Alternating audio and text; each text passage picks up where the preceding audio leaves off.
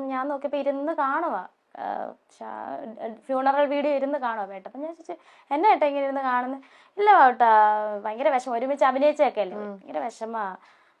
ഇങ്ങനെ അല്ലാടി പാവട്ടെ, ഇപ്പം നടന്മാരൊക്കെ മരിച്ചു കഴിഞ്ഞാൽ ഇങ്ങനെ. ഞാൻ എന്തുവാട്ടാ ഇങ്ങനെ, കുറച്ചു നേരമല്ല കണ്ടിട്ട് മതി എന്ന് പറഞ്ഞു. അതെല്ലാം കഴിഞ്ഞിട്ട് എൻ്റെ അടുത്ത് ചോദിച്ചു.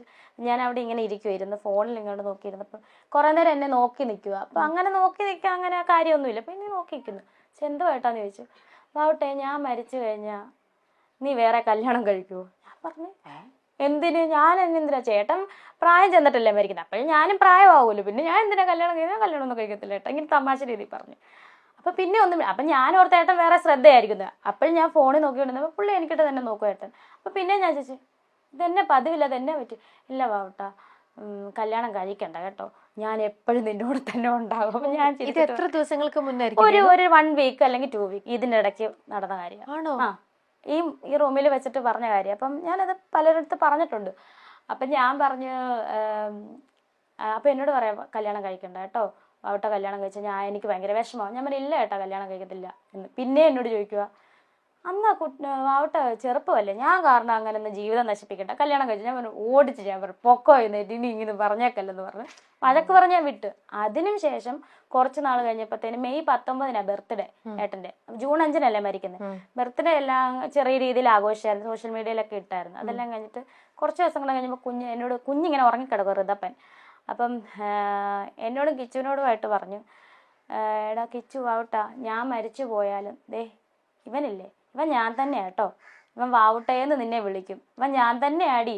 ഞാൻ ചോദിച്ചോണ്ട് എന്തിനാ ഈ മരിച്ചതിനെ പറ്റി തന്നെ പറയുന്നത്? അതുപോലെ ബോട്ടപകടം, ആ സമയത്ത് ഒരു ബോട്ടപകടം നടന്നു. ഇത് കണ്ടിട്ട് എന്നോട് പറയാ, എൻ്റെ വാവക്കുട്ടെ എങ്ങനെ മരിച്ചാലും അപകടത്തിൽ, കാർ അപകടം, ബോട്ടപകടം, ഇങ്ങനെയുള്ളതിനൊന്നും നമ്മൾ ബോട്ടിലൊന്നും കയറിയ ചില അപകടത്തിൽ മരിക്കുകയേ ചെയ്യില്ല. എനിക്ക് ഭയങ്കര പേടിയാവാ കുട്ട. കൊല്ലം സുധിയും അദ്ദേഹത്തിന്റെ കോമഡി സീനുകളും ഇന്നും മലയാളികൾ ഓർത്തിരിക്കും. അപ്രതീക്ഷിതമായ മരണം തകർത്തു കളഞ്ഞപ്പോൾ അദ്ദേഹത്തിന്റെ സ്വന്തക്കാരെ പോലെ തന്നെ മലയാളികൾ ഒരുപാട് വേദനിച്ചു. അപകട വാർത്ത ടിവിയിൽ വന്നപ്പോഴും പോസ്റ്റുകൾ കൊണ്ട് സോഷ്യൽ മീഡിയ നിറഞ്ഞപ്പോഴും ആരും വിശ്വസിച്ചില്ല. കേട്ട വാർത്തയിൽ സത്യം ഉണ്ടാകരുത് എന്നാണ് എല്ലാവരും പ്രാർത്ഥിച്ചത്. എന്നാൽ മരണം എന്ന സത്യത്തെ പിന്നീട് അംഗീകരിക്കേണ്ടി വന്നു. 2 വർഷമാകുന്നു കൊല്ലം സുധി ഓർമ്മയായിട്ട്. സുമനസ്സുകളുടെ കാരുണ്യം കൊണ്ട് കുടുംബത്തിന് വീട് ലഭിച്ചു. ഭാര്യ അഭിനയത്തിലേക്ക്, മൂത്ത മകൻ ഉപരിപഠനത്തിനും ചേർന്നു. ഇവരുടെ ജീവിതത്തിൽ പല മാറ്റങ്ങളും സംഭവിച്ചു. എന്നാലും ഇന്നും സുധിയെക്കുറിച്ചുള്ള ഓർമ്മകൾ മായാതെ നിഴലിക്കുന്നു. സോഷ്യൽ മീഡിയയിൽ ഏറെ സജീവമായ സുധിയുടെ ഭാര്യ ഏറ്റവും ഒടുവിൽ പങ്കുവച്ച ഒരു സ്റ്റാറ്റസ് വലിയ രീതിയിൽ ചർച്ചയായിരുന്നു. എല്ലാവരോടും ഒരുപോലെ സ്നേഹം കാണിക്കാൻ കഴിയുന്ന ഒരാളായിരുന്നു സുധിച്ചേട്ടൻ. അന്ന് കയ്പമംഗലം പനമ്പിക്കുന്നേൽ അവരുടെ കാർ അപകടത്തിൽപ്പെടുമ്പോൾ അവിടെ ഞാനും ഉണ്ടായിരുന്നു. ശബ്ദം കേട്ട് ഓടിയെത്തി ആദ്യം എടുത്തത് ബിനു അടിമാലിയാണ്. പിന്നെയാണ് സുധിച്ചേട്ടൻ എടുക്കുന്നത്. പുറത്തേക്ക് എടുക്കുമ്പോൾ സുധി പറഞ്ഞ് ഒരു വാക്കുണ്ട്, വലിക്കല്ലേടാ പൊന്നോ, വേദനിക്കുന്നു എന്ന്. അപ്പോഴും അദ്ദേഹം മരിക്കും എന്ന് ഓർത്തില്ല എന്നാണ് വൈറൽ കമന്റ്. ഈ കമന്റ് വായിക്കുമ്പോൾ ഞാൻ ആകെ തകർന്നു പോകുന്നു എന്നാണ് രേണു എഴുതിയ മറുപടി. 2023 ജൂൺ 5 ആണ് വടകരയിൽ നിന്ന് സ്റ്റേജ് ഷോ കഴിഞ്ഞ് തിരികെ വരുമ്പോൾ സുധി സഞ്ചരിച്ച കാറ് അപകടത്തിൽപ്പെട്ടത്. അപകടത്തിൽ ഗുരുതരമായി പരിക്കേറ്റ ബിനു അടിമാലി ആഴ്ചകളോളം ആശുപത്രിയിൽ ചികിത്സയിലായിരുന്നു. കാറിൽ നിന്ന് പുറത്തെടുത്ത് ആശുപത്രിയിൽ എത്തിച്ച സമയത്ത് സുധിക്ക് ജീവനുണ്ടായിരുന്നു. അങ്ങനെയാണ് രക്ഷാപ്രവർത്തനത്തിൽ പങ്കെടുത്തവർ പറഞ്ഞത്. ആശുപത്രിയിൽ എത്തിച്ച സമയത്ത് സുധി സംസാരിച്ചിരുന്നു. നെഞ്ചിൽ എന്തോ കെട്ടുപോലെ തോന്നുന്നു എന്ന് സുധി തന്നെ ആശുപത്രിയിൽ എത്തിച്ചവരോട് വ്യക്തമാക്കുകയും ചെയ്തിരുന്നു. രാവിലെ ഇങ്ങനെ കോളുകൾ വന്നോണ്ടിരിക്കുക. അപ്പൊ 6:30-7 മണിയായി ഞാൻ എണീറ്റപ്പം കോള് വന്നോണ്ടിരിക്കുന്നു. താമസിച്ച് കിടന്നുകൊണ്ട് ഉറങ്ങിപ്പോയി. അപ്പം ഒരു കോൾ എടുത്തപ്പോഴത്തേന് സുധിച്ചേട്ടൻ്റെ ചേട്ടൻ്റെ വൈഫ്. അപ്പം ഇവര് സംഭവം അറിഞ്ഞു, എല്ലാവരും അറിഞ്ഞിട്ട് ഈ മിറ്റം മുഴുവൻ, ഈ വഴി മുഴുവൻ ആൾക്കാരായിരുന്നു. ഞാനിത് അറിയുന്നില്ല. അപ്പോൾ കിച്ചു മൂത്ത മോൻ ഇവിടെയാണ് കിടക്കുന്നത്, ഞങ്ങൾ അകത്തെ റൂമിൽ. എൻ്റെ ഒരു അനീത്തിയുണ്ട്, പപ്പയും അമ്മയും ഹോസ്പിറ്റലിലായിരുന്നു, പപ്പായ്ക്ക് ഒരു ഓപ്പറേഷനായിട്ട് ഹോസ്പിറ്റലിലായിരുന്നു. അപ്പം ഞാൻ ചേട്ടത്തിയോട് ചോദിച്ചു, എന്നെ അടുത്ത് ഈ വെളുപ്പിനെ വിളിച്ചു, സുധി എന്ത് ചെയ്യണമെന്ന് ചോദിച്ചാൽ, ചേട്ടൻ വടകര പോയതാണല്ലോ, എന്നെ അടുത്ത് വന്നില്ല, ഇപ്പം വന്ന് കാണും, ഇനിയിപ്പോൾ ഉറക്കമായിരിക്കും വല്ലോ, സ്റ്റാൻഡിൽ വല്ലോ ഇരുന്നിട്ടേ, വിളിച്ചു നോക്കട്ടെ എന്ന്. അപ്പം എഴുന്നേറ്റ് 5 മണിയായപ്പം രേണു വിളിച്ചു നോക്കിയില്ലേ? 5 മണിയായപ്പോഴല്ല ഞാൻ എഴുന്നേറ്റ്, 6:30 ആയപ്പോഴാണ് എഴുന്നേറ്റ്. 4 വിളിക്കാൻ തോന്നിയില്ല എനിക്ക്, എന്തോ എനിക്ക് തോന്നിയില്ല. 5 മണിക്ക് നിങ്ങളുടെ അടുത്ത് പിക്ക് ചെയ്യാൻ വരണം എന്നല്ലേ പറഞ്ഞു. അപ്പൊ ഉറങ്ങിപ്പോയി. 6:30-7 ആയപ്പോഴാണ് ഞാൻ എഴുന്നേറ്റ്. വിളിച്ച സൂചിച്ചേട്ടനെ 5 പ്രാവശ്യം വിളിച്ച്. അപ്പൊ 5 പ്രാവശ്യം വിളിച്ചിട്ടും ബെല്ലടിക്കുന്നുണ്ട്. ബെല്ലുണ്ട്, പക്ഷെ ആ ഫോൺ ഇതുവരെ നന്നാക്കാൻ പറ്റിയിട്ടില്ല. ഞാൻ കൊടുത്തു നോക്കി കടയില്, അതുപോലെ അത് തകർന്നു പോയി. പക്ഷെ ബെല്ലടിക്കുന്നുണ്ടായിരുന്നു. അപ്പം എനിക്കൊന്ന് ഡിസ്പ്ലേ പോയി കാണും, ബെല്ലടിക്കുന്നുണ്ട്, പക്ഷെ എടുക്കുന്നില്ല ആരും. അപ്പൊ എനിക്ക് ഡൗട്ടൊന്നും അടിച്ചില്ല. നമുക്ക് അങ്ങനെ തോന്നും, നമ്മുടെ ആള് മരിച്ചു പോകും, നമ്മൾ ഓർക്കുവോ, ഇനി എന്തുവാ ഇത് സംഭവം എന്ന് പറഞ്ഞപ്പോഴാണ് ഇങ്ങനെ കോള് വരുന്നത്. അപ്പൊ ഞാൻ എഴുന്നേറ്റ് ഇവിടെ വന്ന് തിണ്ണേ വന്ന് തിണ്ണേ വന്നോണ്ട് വേറൊരു കോള്, ചേച്ചി വാർത്തക്കകത്ത് ശരി. അപ്പം എൻ്റെ വിചാരം പണ്ട് നമ്മുടെ കൊറോണ ടൈമിൽ ഒരു ഫേസ്ബുക്കിൽ ഒരു ഇഷ്യൂ വന്നായിരുന്നു സുചേട്ടന്, ഒരു സാമ്പത്തികമായിട്ടുള്ള കടത്തിന്റെ പ്രശ്നമൊക്കെ വന്നായിരുന്നു ആ കൊറോണ ടൈമിൽ. ഇനി അത് വല്ലതും ആണോ വാർത്തക്കകത്തെന്ന് ഞാൻ ചോദിക്കുക. അപ്പോൾ അവർ പറഞ്ഞു ചേച്ചി അപ്പോൾ ഒന്നും അറിഞ്ഞു. ഞാൻ പറഞ്ഞു ഒന്നും അറിഞ്ഞില്ല, എന്താ സംഭവം എന്ന് ചോദിച്ചു.